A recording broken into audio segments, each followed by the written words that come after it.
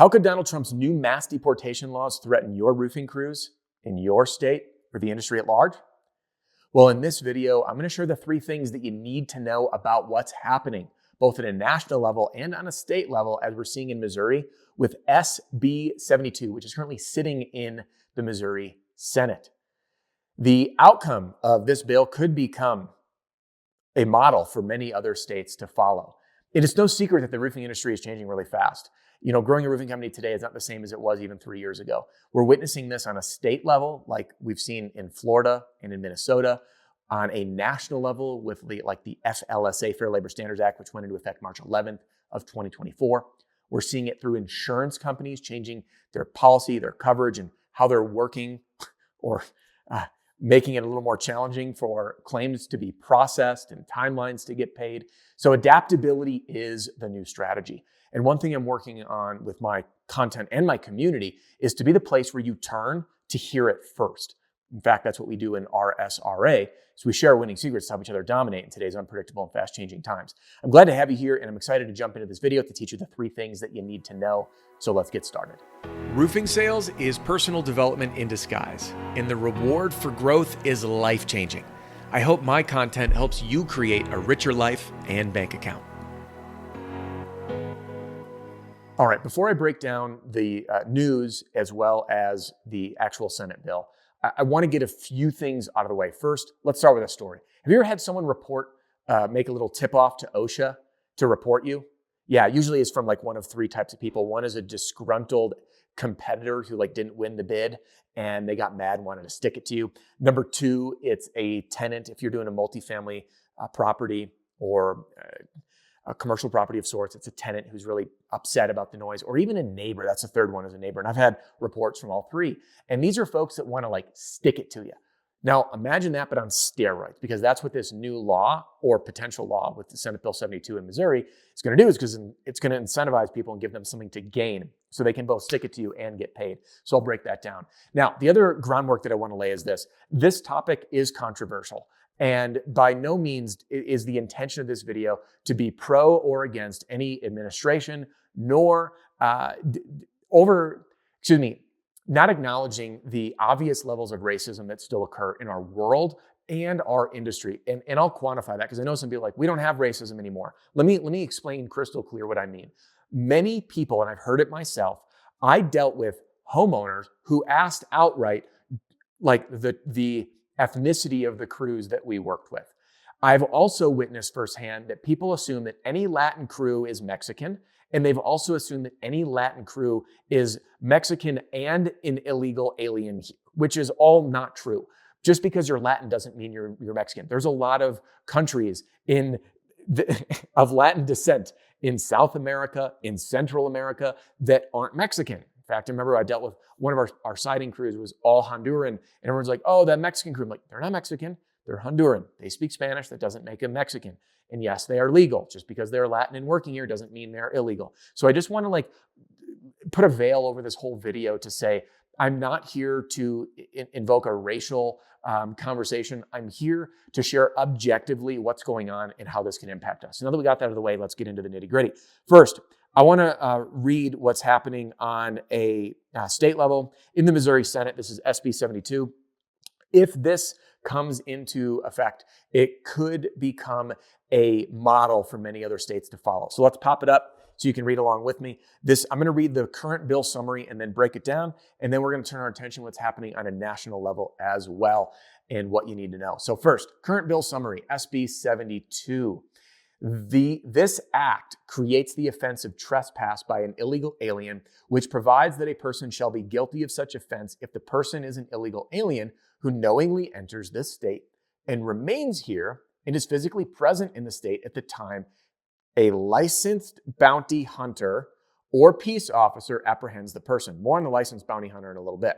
Okay? Such an offense shall be a felony for a term of imprisonment without eligibility for probation or parole, with certain exemptions provided in this act. In other words, someone who's in this state of Missouri and in this proposed Senate Bill 72 is conducting a felony or participating in a felony. It's charged as a felony, and they'll be put in jail, and there's no way for them to get out, with certain exceptions. Okay. Now, next, Any person who commits the offense of trespass by an illegal alien shall be prohibited from voting, receiving any permit or license to drive, receiving public benefit, and becoming a legal resident of the state. That all seems kind of, obvious, I guess, but here's where the bill gets interesting.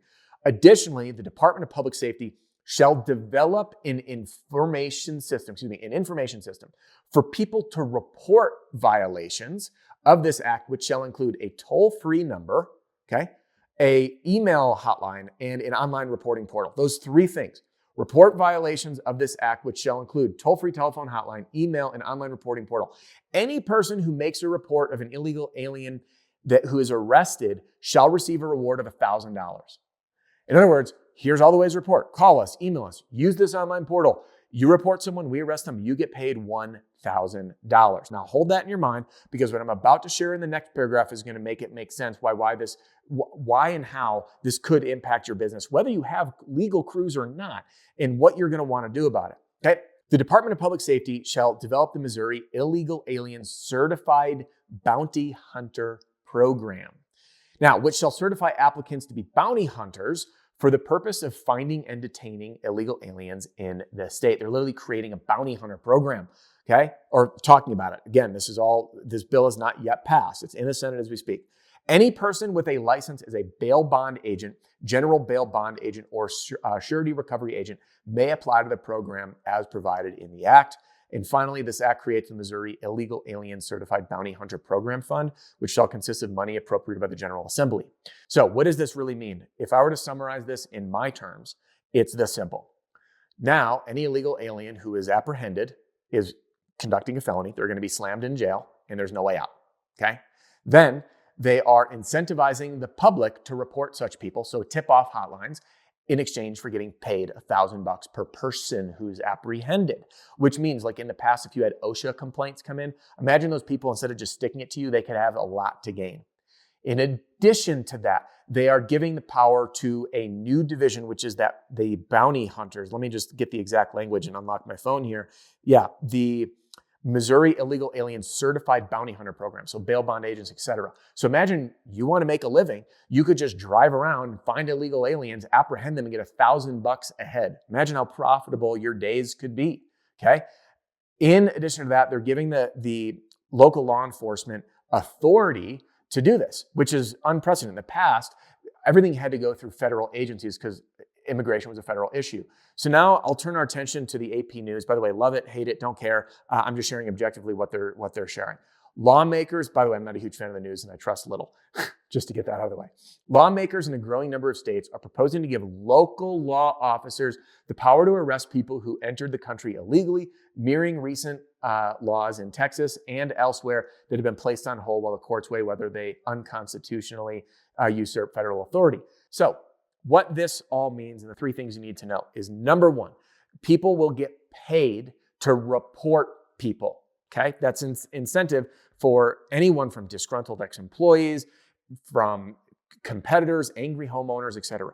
Number two, if the Missouri law passes, we could see actual illegal alien bounty hunters being rewarded. So bail bond agents literally have another revenue stream to just drive around and apprehend people. And three, giving that authority to local law enforcement. So again, if your crews are legal, we could see an influx in racial profiling to say, hey, because there's money to gain, like, oh, Latin crew, I'm going to assume that they're an illegal alien and go harass them, which I really, that upsets me, and I hope it upsets you. And number two is, if there are illegal aliens working on those crews, the consequences are pretty high for that individual, which will likely mean a very big peel back of our workforce.